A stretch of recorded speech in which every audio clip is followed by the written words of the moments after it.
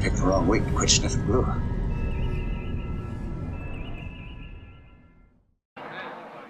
Ladies and gentlemen, may I present, for your intellectual and philosophical pleasure, The Creature. See, it's a time paradox, folks. Welcome back. It's Monday. By the time this video gets done and posted, this question will have been solved. But right now, as it is on Monday, I don't know which of these kits I want to build. It's a figure week. Now, and each of these needs a little bit of extra help. I have a temptation to want to get back to the lab and finish Igor and Frederick. I also have this wonderful Sucker Punch figure that is way tall that I am wanting to get into, and I don't know which one of these I want to build. I'm going to build all of them eventually. But looking back on the other Sucker Punch figures, it's a lot of black and, gray and chrome and, stone base. I've done that. Of course, that was, 5-6 months ago since I've done the last one. I would like to get into the Frederick because there's some sculpting that has to be redone. And I would like to get Igor done. And since we're getting into the spooky season, this is mid to late September, and we're getting into Halloween and the spooky season, I think I want to get the lab done. And then maybe if I get a lot of that done, I will segue into Blondie here. But right now I'm kind of up in the air. All of these have a draw, but I just haven't figured out which ones I want to do yet. So that's kind of where we are. I think I'm going to start today by taking one of these spare Frederick heads and sanding down the hair to see how easy it's going to be to recreate the hairstyle that I want to do. Yeah, it's see what I'm basically have done is I've taken this other head that I printed and I've cut the back of it off, and like I suspected, once I cut the hair off it, the whole head was going to be hollow. So I took a big old wad of aluminum foil and wadded it up to fill the cavity, and I just took a thin coat of epoxy sculpt and I'm covering the back up. So the first thing to do is to basically recreate a head shape, and then I can sculpt his hair on top of it. Now this is a little bit larger than what the skull would be, and obviously no ears because I am going to go ahead and sculpt the hair in over top of the ears. But it's a place to start, and then from there on I can start adding the wild hair on top of it. Well, good morning, everybody. Tuesday. Welcome back. Just back from the chiropractor, and I feel like a new man. Unfortunately, you're stuck with the same old Lou. I'm pondering one of the great ironies of life. One of the great all-time ironies. I had an instructor when I went to art school. And yes, for those of you who don't believe it, I was classically trained. Who when drawing or painting anything, he always his biggest worry was that you were going to make your character look like Marty Feldman. Now, a lot of people who know what I'm doing already know where this is going. But that was his big fear. Don't make your person look like Marty Feldman. For heaven's sakes, the worst thing you can do is make your character look like Marty Feldman. And what he meant by that was when you're painting eyes or drawing eyes or doing a portrait of somebody, that you make sure that the eyes are pointing in they're looking in the same direction.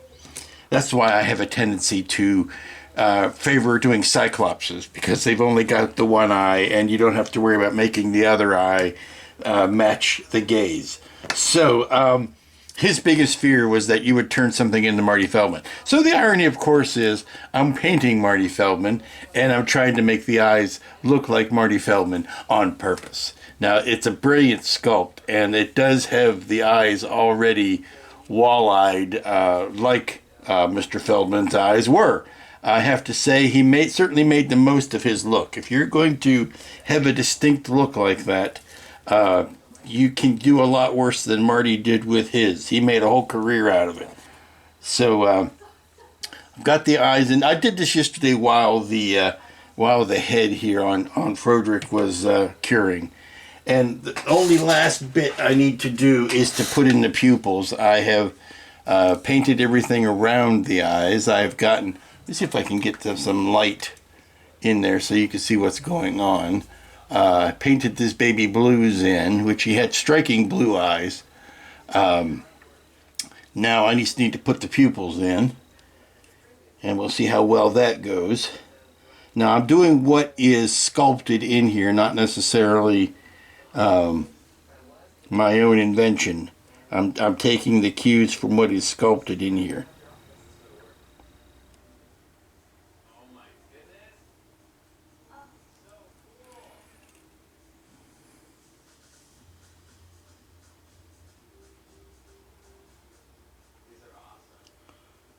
Now I am making them a little bit more oversized than they are in the sculpt. The pupils, that is.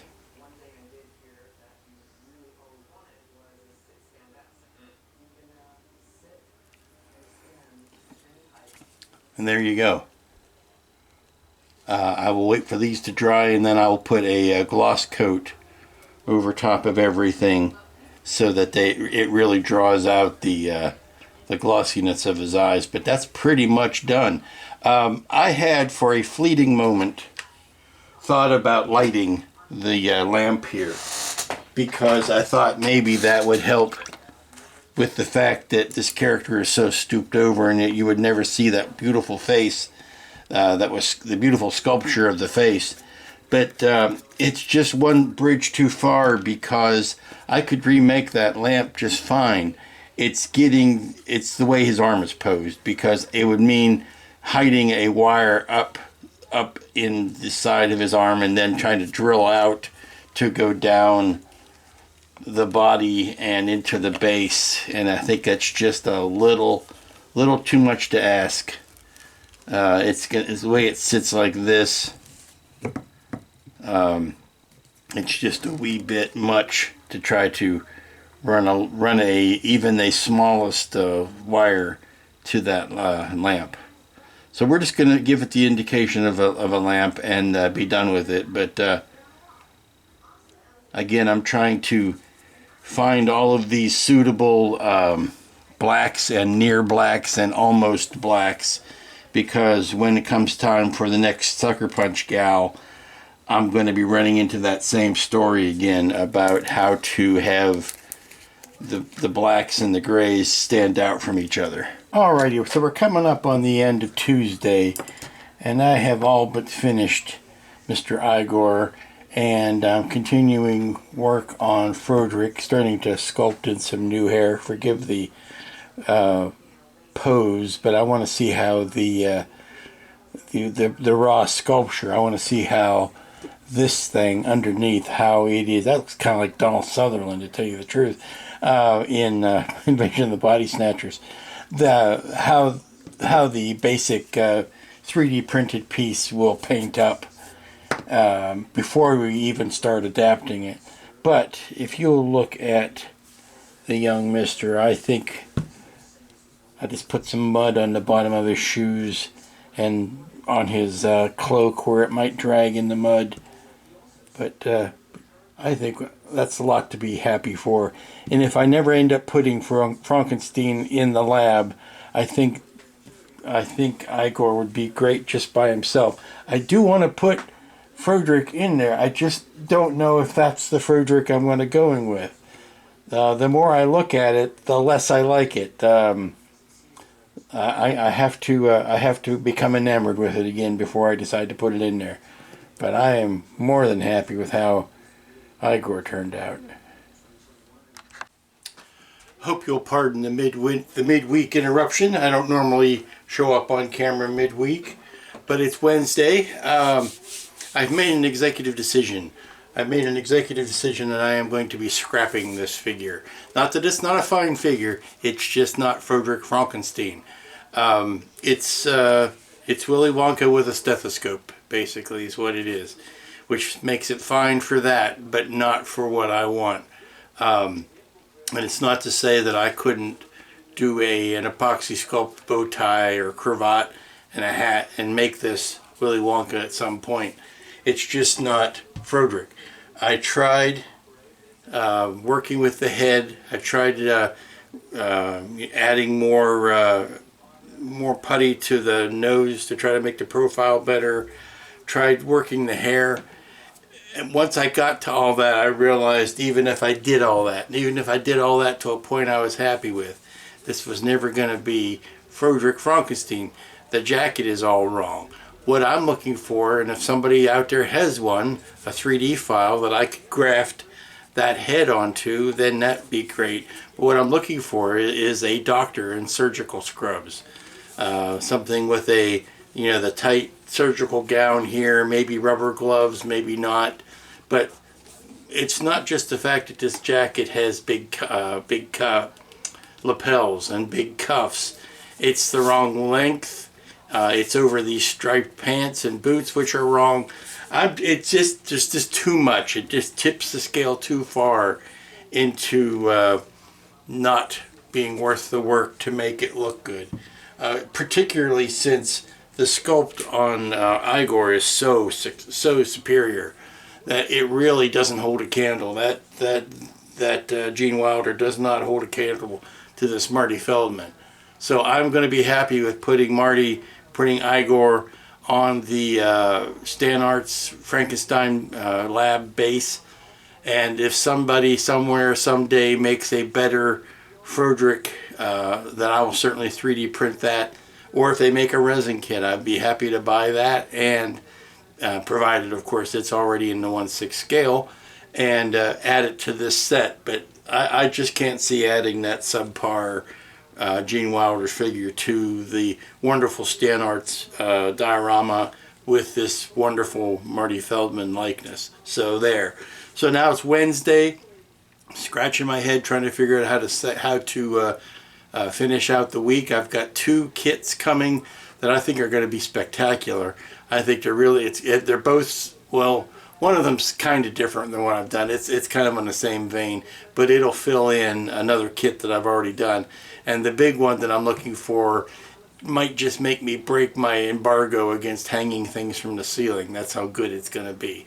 So I'm going to continue to go through the stash and see if there's something I can pull out that I can finish out the week with. Just to show you what I'm aiming for, so you don't think I'm overstating.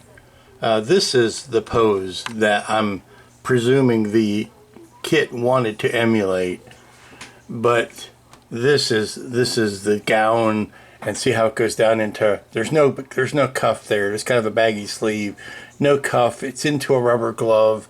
Yes, there is a stethoscope, but that's about the only thing they got right. But there's also a surgical mask that's down below that. Think about how the doctors looked on MASH. That's the idea. If I could find a Hawkeye Pierce figure that had the body right, that I could graft a Gene Wilder head onto, I would do that. But there's just too many hurdles to overcome. No lapels here. It looks like a t-shirt of some sort, or maybe a long underwear shirt, a flannel shirt underneath a surgical robe with a mask, and again the wild hair, rubber gloves, and I'm assuming that mask would go down to little booty feet, or regular dress shoes with booties over them or something. But that's the look I'm going for, and anything short of that really isn't worth spending time on. And here you can see the desk is still empty. Good morning, everybody. It's Thursday. It's the gateway to the weekend. And you remember how earlier when I started this week's talk, I was mentioning about not really knowing how the week was going to go and what it was I was going to be working on? Well, that's turned out to be a self-fulfilling prophecy. Because, let me turn this over and get the clean side. Yeah, there's not really a clean side to this. It's been one of those weeks where I started with one idea, went to another idea, and I thought I had settled on what it was going to be. Well, here's the thing. Last night, I went back over to the hobby shop in Cary, and was looking around for something to build because I wanted something that I could fill out the 2 days left, today and tomorrow, with. And so I figured, okay, well, I'll go to the hobby shop, I'll find a quick Bandai kit, and I will put that together and call it a week. So this is what I found. The Magic Carp. Why? I don't know. There's a couple of things that appeal to me about the Magic Carp kit.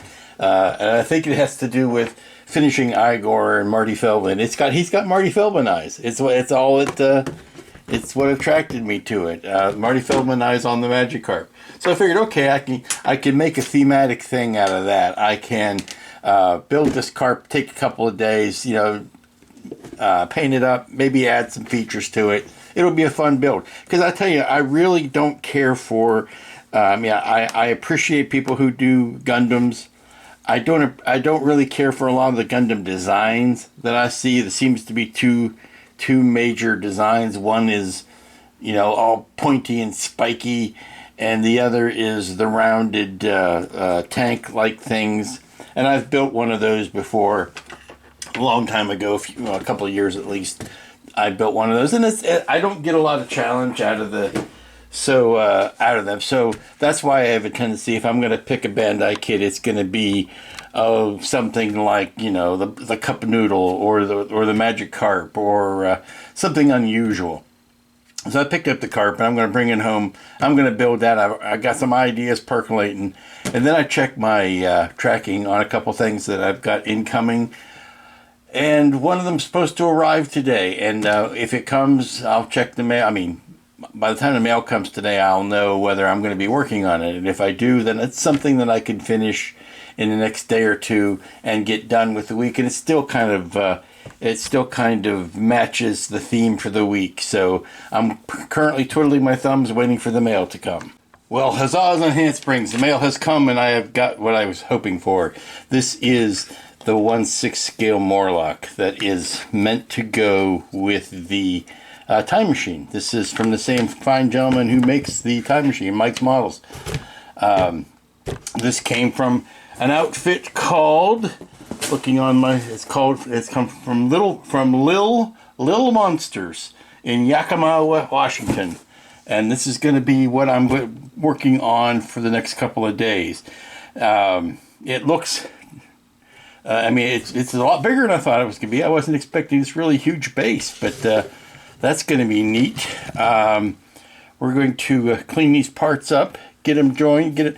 Not a very complicated paint scheme, so not a lot of different colors to worry about. But we've got some good tight fitting.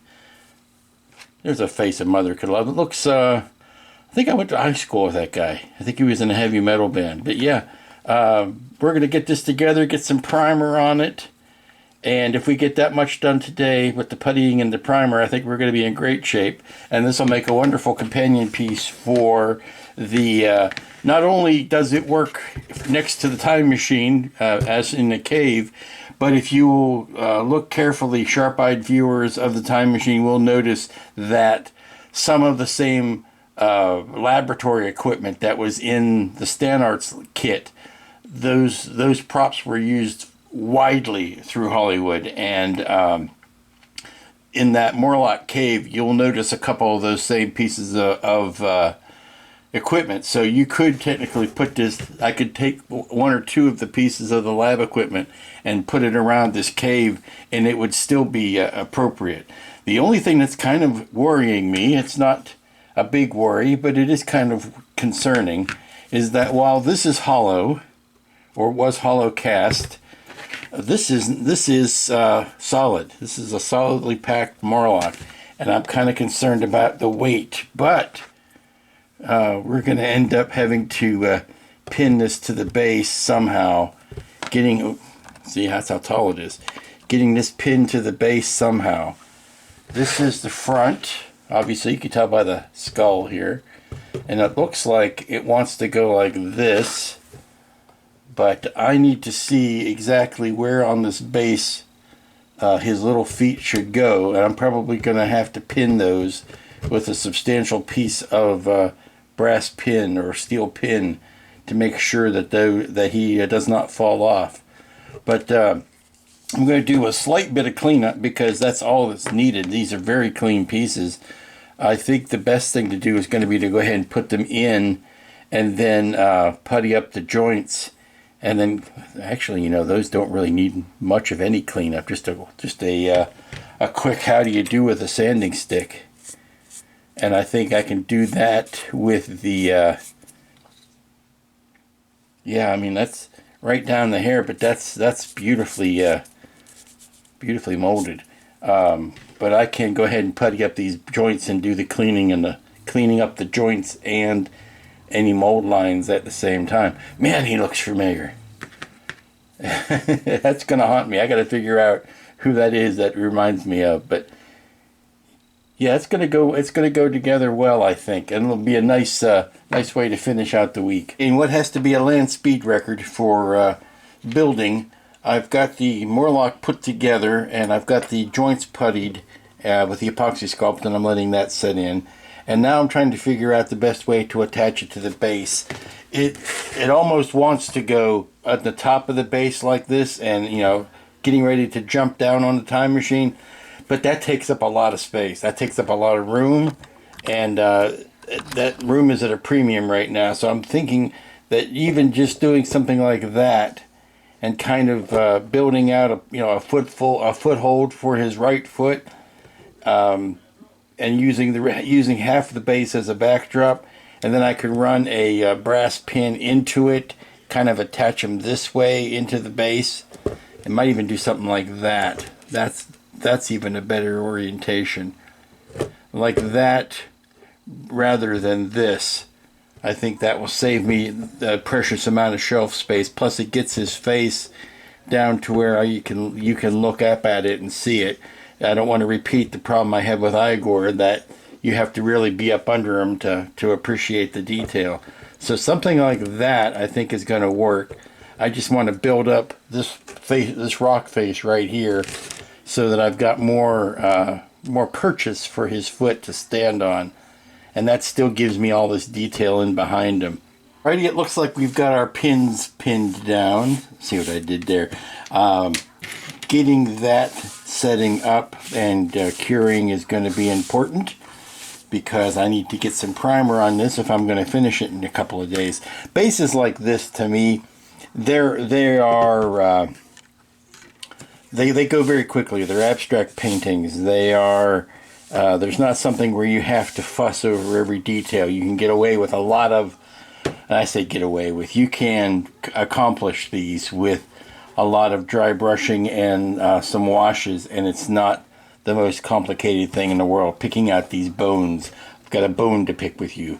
Picking out these bones are the most challenging part of this type of build. I'm going to go with more of a brownish red, almost a clay type of inner cave wall with that. I think it'll make the colors of the Morlock stand out better than if it were typical gray concrete type of rocks. I think it'll add more flavor to it, and I think it'll also look good once you put it in the proximity of the time machine. So the vibrancy of the blue skin and the white hair of the Morlock is going to show up better against that more brownish terracotta clay type of a backdrop. So I've got this peg is actually in the foot here. I just need to glue it in. This peg is sticking up, which is kind of best of both worlds, because I can kind of line one up and then put the other one in. Now, it's still going to take an amount of epoxy to get them to set up and join and do all of that, but I'm confident that I can kind of leave that where it is for right now, and I can wait for this just a tiny bit longer for the epoxy sculpt that's on it to cure, and then it will be ready for a primer coat. And I'm going to primer it in gray, even though I have a white primer I could use.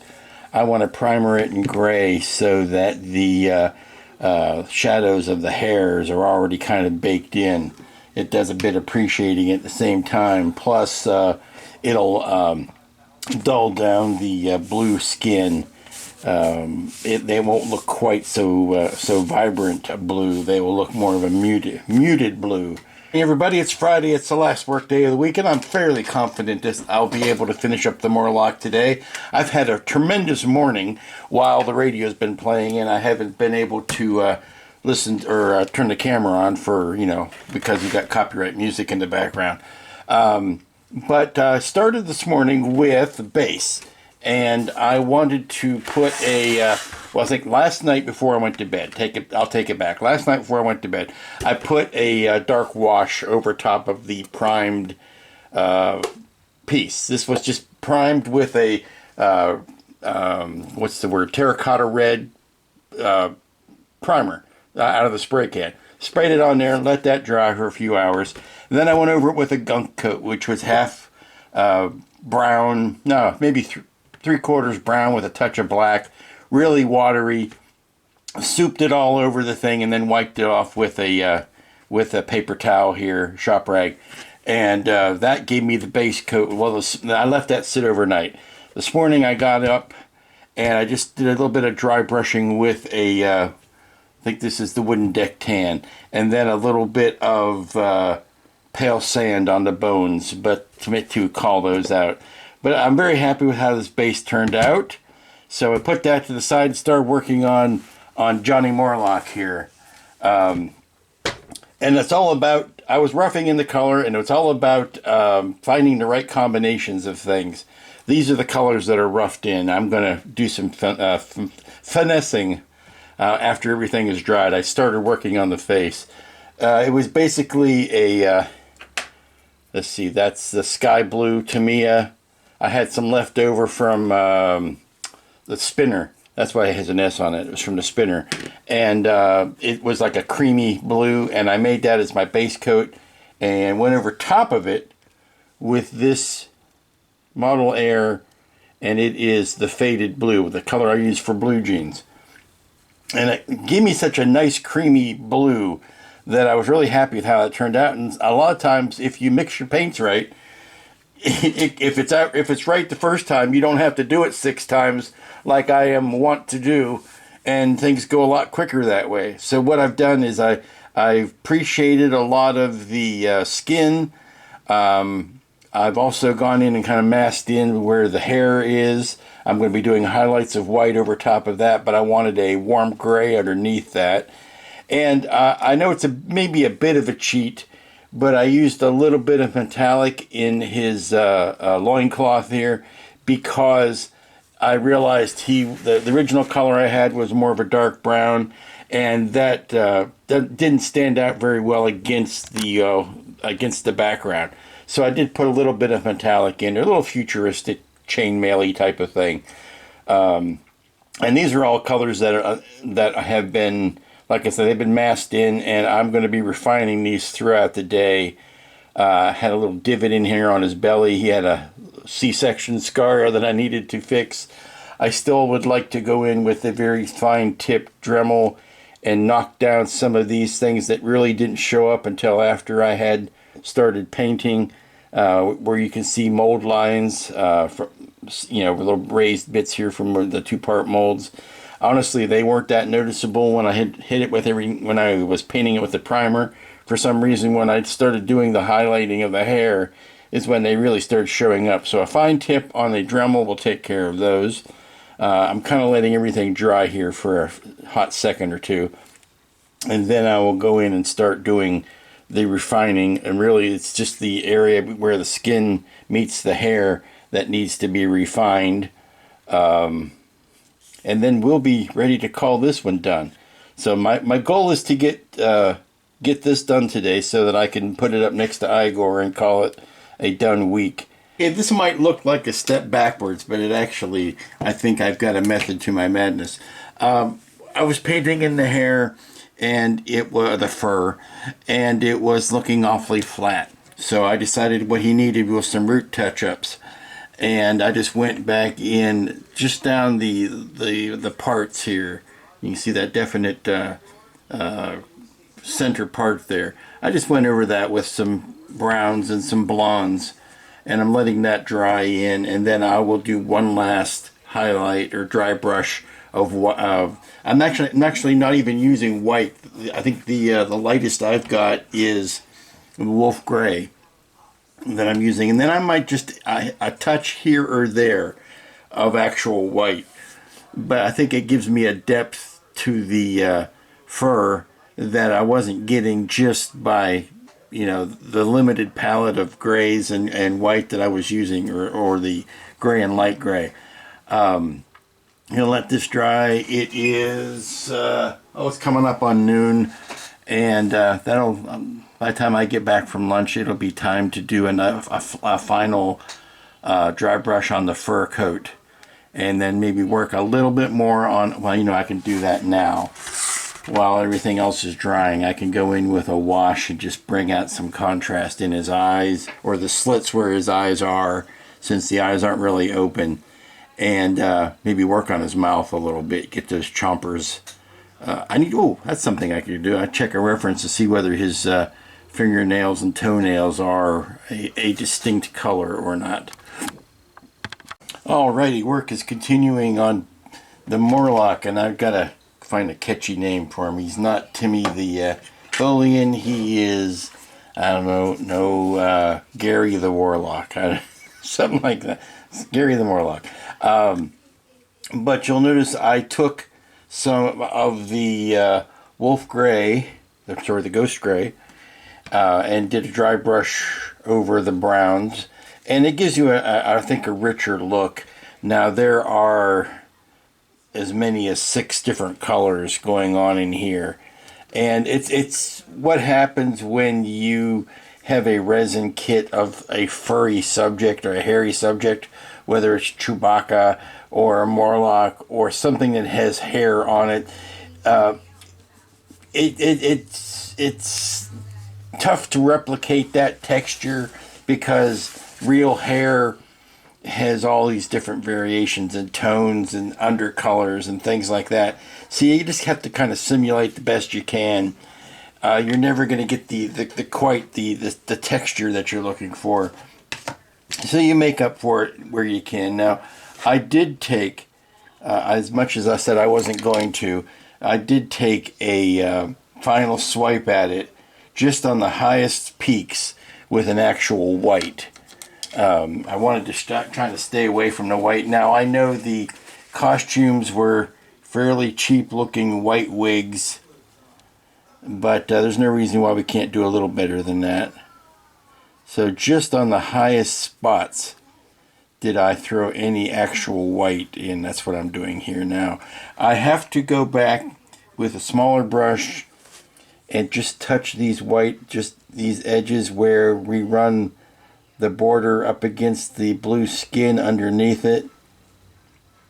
That's the thing. It's tough to hair kind of naturally wants to be wispy and kind of fade into nothing, but when you're dealing with something that's actually sculpted in like this, you kind of have to it looks incomplete unless you paint it all the way out to the edges, and there you have to be careful not to run over top of it and hit the skin part of it, because then it looks like you're a sloppy paint job. So I'm just going in with the dry brush with the thicker white, and just hitting these raised edges one last time. I really think I'm done with this as far as I'm ready to attach it to the base, because any work I do now, it might get, I might smudge something trying to attach it to the base. So really what I would want to do is stick it on the base and then see what areas are still showing and still noticeable, and then I can do the final touches from there. So let me go pull the base out of the other room and mix up some epoxy. Alrighty, here he is glued to the base. We're going to let that epoxy set for a few minutes before we jostle it around, but right now it's getting close to the finish line, so we are going to take a quick spin on the turntable there and see what parts need to be dressed up. Now I've got a little bit of a gloss sheen happening there where the epoxy splooged out under his foot. I can hit that with some flat coat spray, and that will take that back down. I like the fact that while he's still up, he's not as high as he was up here. We've lowered him a good 1.5 inches, but he's still tall enough that you could have a figure standing on the ground below him and looking up at him or fighting up at him. So he still has the high ground, to quote Obi-Wan, but he's not quite as tall as he used to. It does kind of beg the question of what we could put here. I have to think about that. But he's Morlock than meets the eye. Maybe I'll call him Optimus. Okay, I was doing some final touch-ups, and here's the thing I don't like. This rock is rocking, baby. If this rock is rocking, don't come knocking. So what I'm going to do is I'm going to go get the belt sander out, set it up, turn it on, set this thing down on it, nice and flat, so that it will sand that high spot out. Truly amazing what 2 seconds and the right tool can do.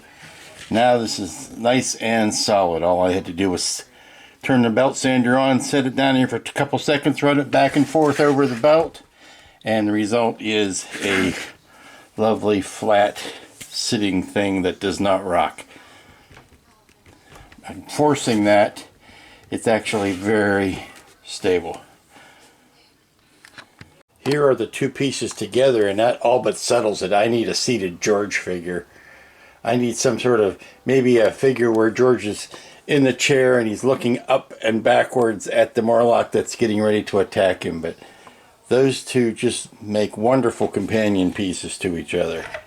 Again, the Morlock kit is available from Mike's Models, same wonderful gentleman who made this kit. Also now makes this Morlock to go with it. Okay, I had to shoot this with the brown background on it. Pardon the floor, but that makes a wonderful cave diorama. If I had a nice cave floor and of course another room to display this in, I could really go to town on making a post-apocalyptic cave Morlock infested time machine diorama. Okay, we're making the slow transition from time machine cave to Morlock cave, and ironically this piece right here is the part that they used in the time machine, but it's glued down to the top of this cabinet, so I'm not going to take the entire cabinet apart to get to it, but I wanted you to see how this would look with the go ahead, turn some of this stuff on still, but the Morlock cave did have a lot of this equipment in here, so that's why we're going to use it. Plus I noticed it also had the big navigation globe from the C-57D from Forbidden Planet. And I think there was at least one other part that I recognized from another movie, but we're starting to move this in here because little by little I'm going to be bringing in Igor for the rest of the build. Okay, here is the last iteration. While I have the backdrop up, it is Igor in the Frankenstein's lab. I've got the lights turned on this time, but here is the big... You remember the lab, the Stanarts lab, the beautiful Stanarts lab. But that just shows you how versatile this thing is. But I wanted you to see. Now, of course, I have to cheat and bring Igor up to the camera to show you what a wonderful sculpt that is. I only hope that someday I find a Frederick and a monster that is sculpted as well and is worthy to go in next to that. But that's my I don't know if he had the lamp in the other hand, I could have maybe put his hand on that crank. You know, that's awfully close. if I wanted to, I could cut that lamp off of there and just add his hand to that crank. That would be a wonderful bit of adaptation for that kit. Something to think about. And that's how we're going to finish out the week. Here's the odd couple right here. There's Mike the Morlock and Igor. Now again, I've said a million times, it's a crying shame that the face or the pose of this Igor, although it is completely correct and iconic, it does nothing to favor the wonderful sculpt that the face has to offer.